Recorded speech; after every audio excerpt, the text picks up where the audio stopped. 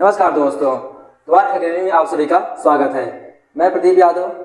आज के सेशन में हम लोग पढ़ने वाले हैं यूक्लिड विभाजन के दूसरा क्वेश्चन, यानी पहले चैप्टर का दूसरा क्वेश्चन पढ़ने वाले। पहला क्वेश्चन हम लोग पढ़ चुके हैं, उसमें दो क्वेश्चन हमने दिया है आपको होमवर्क में, आप करने के लिए आप करिएगा।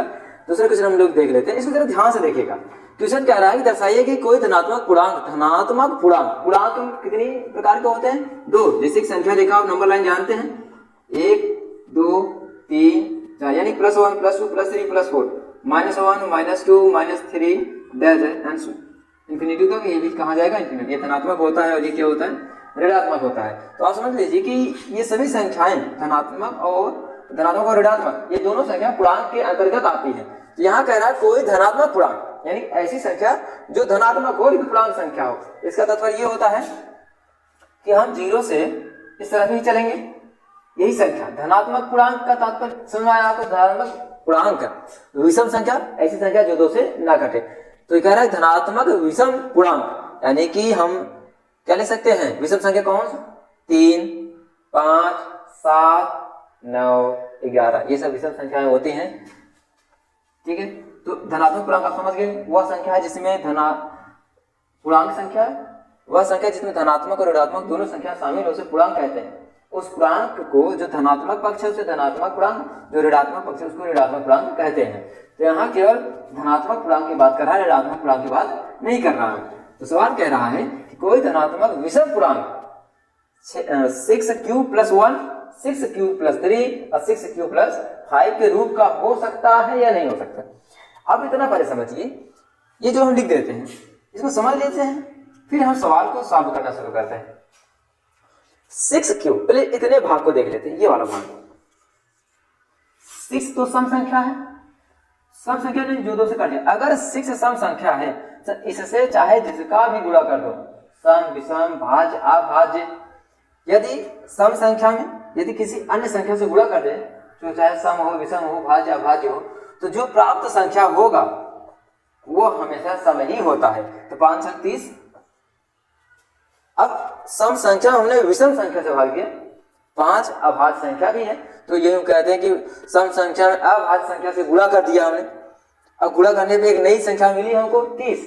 तो भैया 30 तो 2 से विभाजित तो हो सकता है ना, 2 से काटेंगे तो 15 दूना 30, तो 15 मिला कि नहीं मिला? यानी कि जो संख्या 2 से काटे वो सम संख्या होता है। इसका तात्पर्य ये हुआ कि अगर किसी सम संख्या में किसी भी संख्या से किसी अन्य संख्याओं से गुणा कर दें तो जो प्राप्त संख्या होगा वो हमेशा सम संख्या ही होगा। तो इसका मतलब है ये यहाँ तक पूरा ये सम संख्या होगा कि नहीं होगा? अब सम संख्या में एक जोड़ दो, कोई सम संख्या मान लेते हैं कि 12 है, 12 में एक अगर यदि हम जोड़ देते हैं तो क्या मिलेगा? 12 × 1 = 13, ये विषम संख्या मिला कि नहीं मिला? फिर इसकी जरा बारी देख लेते हैं, 6³ + 3, तो 12 + 3 ये 15 हुआ कि नहीं? ये तो विषम संख्या है। क्या भैया? विषम संख्या। 6³ + 5 यानी कि 12 + 5 17। अब आप ये ज्यादा कंफ्यूज मत होइए सर जी 12 कहां से आ गया। 12 एक सम संख्या है जो केवल उदाहरण के लिए हमने यहाँ पे लिख दिया है। ठीक है, तो सम संख्या में यानी कि 1 भी विषम संख्या है, 3 भी विषम संख्या है और 5 भी विषम संख्या है। यानी कि किसी सम संख्या में विषम संख्या को जोड़ दें तो हमेशा विषम ही प्राप्त होता है। यही हमको दर्शाना है, यही हमको दर्शाना है। ठीक है भैया, तो दर्शाएंगे कैसे? यूक्लिड विभाजन प्रमेय के द्वारा। आराम से इतना आपको उम्मीद करते हैं आपको समझ में आ गया होगा। हम लिख देते हैं, अब शुरू करते हैं तो ज्यादा आपको बेहतर समझ में आएगा। यूक्लिड विभाजन प्रमेय का हम यहाँ लिख देते हैं।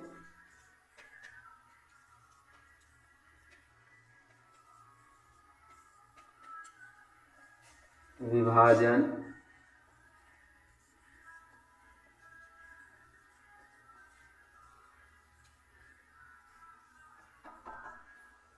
यूक्लिड विभाजन प्रमेय क्या होती है? यूक्लिड विभाजन प्रमेय क्या?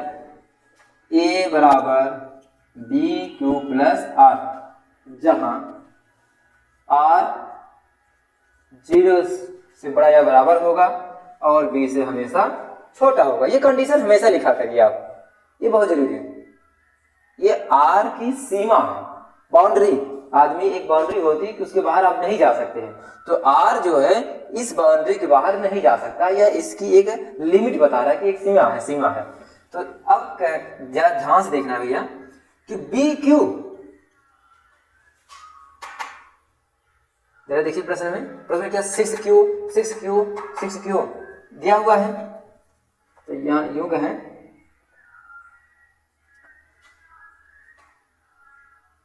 BQ, B बराबर हमको कितना मिलेगा 6, कितना मिलेगा भैया 6 क्यू का गुणनफल है, क्यू का गुणनफल। तो हमेशा इस प्रश्न में B आपको यहीं से मिलता है, यहां से याद रखिएगा B यहीं से मिलेगा। तो B आपको मिल गया। अगर B 6 है तो R की कंडीशन क्या हो सकती है, R कितना हो सकता है वो कोई बता सकता है? R जो होता है उसकी लिमिट होती है कि वह 0 से बड़ा होगा या 0 के बराबर हो सकता है, 0 से बड़ा या बराबर। तो भैया R जो है 0 हो सकता है, और क्या होगा 1 होगा, 2 होगा, 3 होगा, 4 होगा, 5 होगा, परंतु 6 नहीं हो सकता। R हमेशा B से छोटा होता है, तो छोटा होने का मतलब B कितना है 6 है, तो R की कंडीशन कितना हो सकता है 0 से लेकर 5 तक। गिनोगे तो 6 ही मिलेंगे, 1 2 3 4 5 6, यानी कि R की लिमिट कितना है 0 से लेकर 5 तक। ठीक है भैया, अब यही R का मान हम इसमें रख देंगे, ये जो हमको प्रमेयिका मिला हुआ है इस प्रमेयिका में हम यही R की वैल्यू रखते चले जाएंगे और हमको कौन सम है कौन विषम है ये हमको मिलता जाएगा। तो हम शुरू करते हैं भैया कि R बराबर 0 रखने पर, तो A इक्वल टू B मतलब 6Q। यहाँ पे एक चीज चाहे तो आप एक चीज कर सकते हैं कि चलिए थोड़ी सी चीजें हम करेक्शन कर रहे हैं थोड़ा और स्पष्ट लिखने के लिए, ठीक है। तो आप कंफ्यूज मत होइए, थोड़ा और इसको स्पष्ट लिख देते हैं कि यहाँ लिख देते हैं कि संख्या बराबर संख्या हमको क्या मिला A बराबर 6Q प्लस R, ठीक है भैया, क्योंकि B की जगह कितना 6, तो यानी कि B बराबर हमको मिल गया 6, तो R बराबर क्या मिलेगा वही चीज है 0 से लेकर 5 तक, ठीक है 0 से लेकर 5 तक। अब हम शुरू करते हैं क्या कि R बराबर 0 रखने पर, R बराबर 0 रखने पर हमें क्या मिला A बराबर 6Q प्लस 0, यानी कि A बराबर 6Q मिला, कितना मिल गया A बराबर 6Q। तो क्या 6Q ये सम संख्या है कि नहीं है? हाँ भैया ये सम संख्या है। क्या है? ये है सम संख्या। और हमको क्या चाहिए? विषम संख्या, ठीक है। तो 1 रखो, R बराबर 1 रखने पर हमें क्या मिला A बराबर 6Q प्लस 1 मिल गया कि नहीं मिल गया? हमको ये दिखाना था, मिल गया आपको A बराबर 6Q1 प्लस 1। विषम संख्या,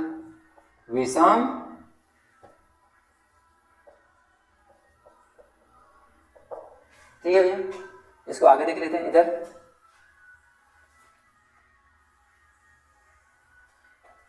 अब R बराबर हम क्या रखेंगे? R बराबर दो सम संख्या है, हमको चाहिए विषम संख्या, तो सम संख्या ना रखकर हम डायरेक्ट विषम संख्या ही रख देते हैं। तो 2 नहीं रखेंगे, सीधा 3 रख देते हैं। 3 रखने पर हमको क्या मिला 3 रखने पर भैया कि A बराबर 6B प्लस 3। अब 3 तो विषम संख्या होता है, जो हमें दूसरी भी संख्या प्राप्त हो गई विषम संख्या।